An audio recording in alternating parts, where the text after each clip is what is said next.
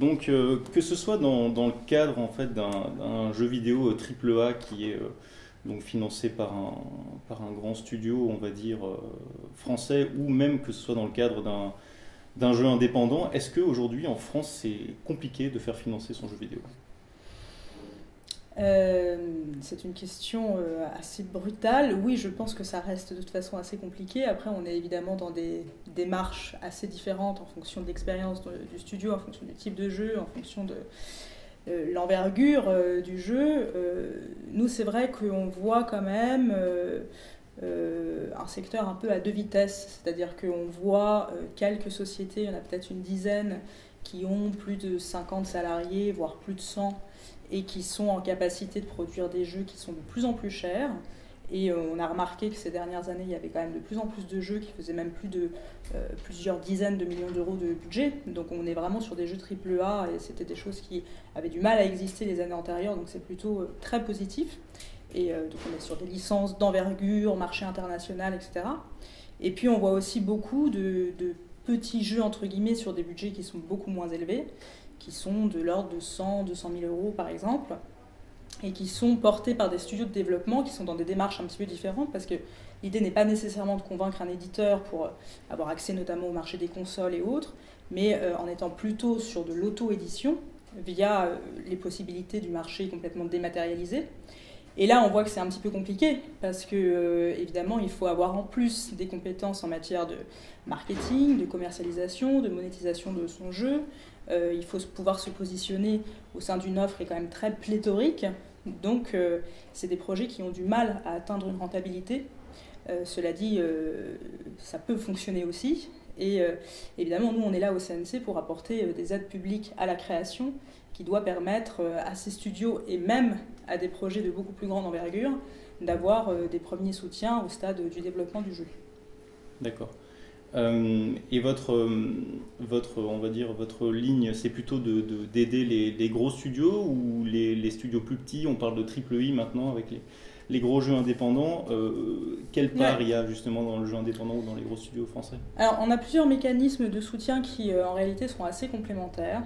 Il y en a un qui est assez puissant d'un point de vue industriel, assez structurant, qui est un mécanisme d'incitation fiscale, qui est le crédit d'impôt jeux vidéo, et qui permet pour le coup d'accompagner tout type de jeux, y compris des jeux de très grande envergure, beaucoup de grosses productions d'Ubisoft, de Dontnod, d'Arkane Studio par exemple, sachant que ce crédit d'impôt quand même permet de déduire de son impôt 20% des dépenses éligibles. Donc en réalité c'est un soutien financier équivalent à 20% des dépenses éligibles, sachant que l'assiette est assez large et que ça couvre à peu près toutes les dépenses de production du jeu. Donc il y a ce premier mécanisme-là, pour vous donner quand même un ordre d'idée. Si on prend l'ensemble des 18 jeux qui ont eu un agrément provisoire dans le courant de l'année 2015, on est sur un soutien financier qui est équivalent à 12 millions d'euros. Donc c'est assez considérable quand même. À côté de ça, on a une aide sélective qui s'appelle le Fonds d'aide aux jeux vidéo, qui permet de soutenir des projets à différents stades. Alors il y a d'abord une aide à la pré-production, qui permet de financer des dépenses de fabrication d'un prototype, qui est une aide un petit peu particulière, assez R&D dans l'esprit. C'est aussi une aide qui est là pour aider à lever un certain nombre de verrous technologiques et qui a pour particularité d'être pour 50%, pour moitié sous forme d'avance remboursable. L'idée, c'est de soutenir là aussi des projets plutôt ambitieux qui ont besoin de faire financer un prototype de manière à ensuite pouvoir convaincre un éditeur. Donc on est plutôt sur un schéma de distribution de jeux et de financement de jeux vidéo assez classique, sachant qu'en général, on a ce gros éditeur qui décide finalement d'acheter le jeu et de donner au studio de développement les moyens de produire ce jeu, mais en conservant tous les droits de propriété intellectuelle. Le studio se retrouve à ce moment-là en position de prestataire, ce qui est le modèle un peu traditionnel, on va dire. À côté de ça, on a une autre aide qui est dans une logique presque inverse, qui s'appelle très exactement l'aide à la création de propriété intellectuelle, qui permet de soutenir des studios qui sont généralement des très jeunes studios.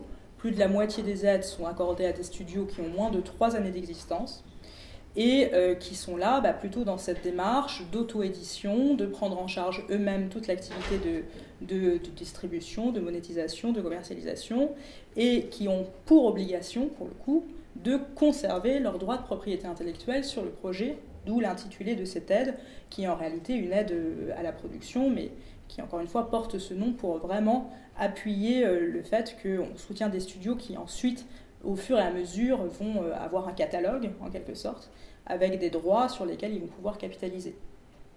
Et c'est une aide qui peut atteindre un montant maximum de 200 000 €, puisque l'aide est soumise au régime des minimis, qui est un régime dérogatoire que nous accorde la Commission européenne, et donc on ne peut soutenir une même société qu'à hauteur de 200 000 € sur 3 années d'exercice fiscal.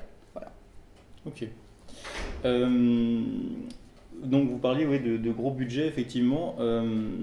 Quand on voit que par exemple un projet comme un GTA V par exemple peut avoir un budget global, marketing et développement compris, on va dire de 250 millions d'euros, est-ce que vous pensez qu'en France, les fonds publics alloués aux jeux vidéo sont vraiment à la hauteur des ambitions du média ? Alors je pense qu'il y a encore un énorme chemin à parcourir, c'est-à-dire qu'il faut aussi se rappeler qu'on est au tout début de l'histoire. En réalité, ces aides aux jeux vidéo, elles existent avec ce périmètre-là actuel depuis 2008. Ça fait que depuis 2008 que nous avons, au sein du CNC, en partenariat avec le ministère de l'Économie et des Finances, des fonds qui sont très directement dédiés à la création de jeux vidéo. Cela dit, le CNC accompagnait déjà des jeux vidéo depuis la fin des années 80, à travers une autre aide qui était beaucoup plus mineure, moins structurante, qui s'appelait le Fonds d'aide à l'édition multimédia et qui, en gros, à l'époque, avait vocation à soutenir des CD-ROM et des CD-ROM culturels. Et parmi ces projets, il y avait déjà, dès les années 90, un certain nombre de projets qui étaient des jeux vidéo.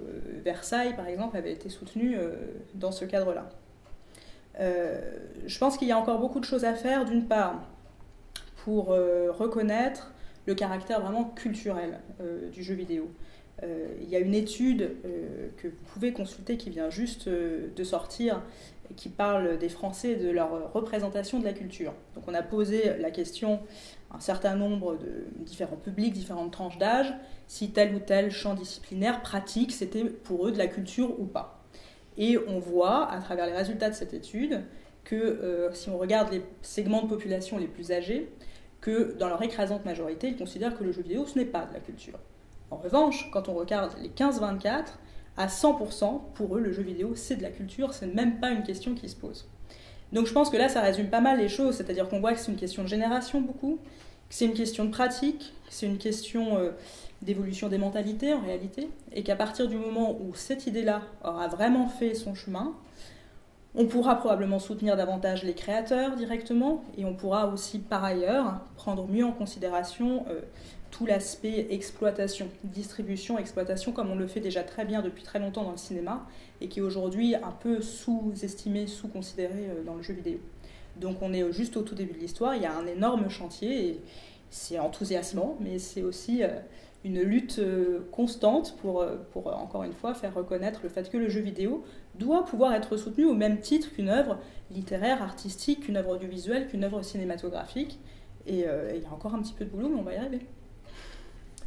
Donc là, oui, c'est une question en fait qui concerne peut-être un petit peu moins votre travail à vous, mais on voit en fait qu'il y a beaucoup de plateformes de financement participatif qui aident énormément les jeux vidéo à des ambitions parfois totalement inespérées, on va dire.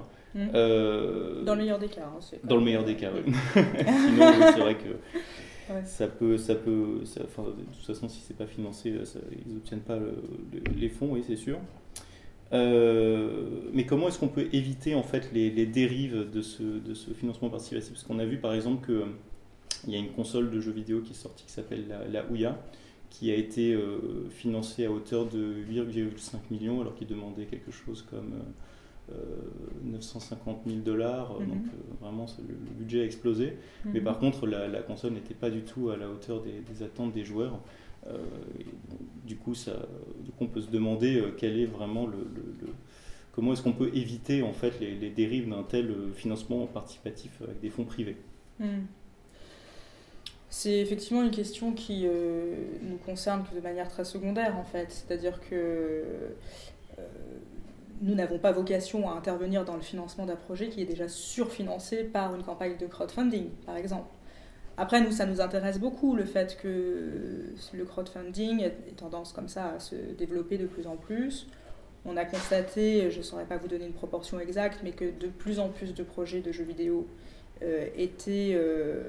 avaient, au moment où ils déposent une demande au CNC, une campagne de crowdfunding en cours ou bien déjà achevée, que ce soit un succès ou pas. C'est difficile que ce soit un succès. En tout cas, pour nous, une campagne de crowdfunding sur un montant qui aurait comme objectif des montants de l'ordre de 5 ou 10 000 euros, c'est peu significatif. C'est pas avec des montants comme ça qu'on arrive vraiment à mobiliser une communauté forte.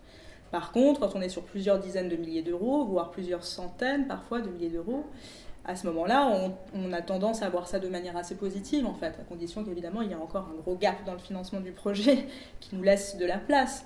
Mais dans l'absolu, ça montre que le projet est parvenu à mobiliser une communauté, qu'il y a une attente forte autour du projet, et ça le crédibilise beaucoup, y compris ensuite dans sa capacité future à le monétiser, à le commercialiser. Donc, encore une fois, on est sur finalement des mécanismes de levée de fonds qui, de notre point de vue, doivent être absolument compatibles, en fait.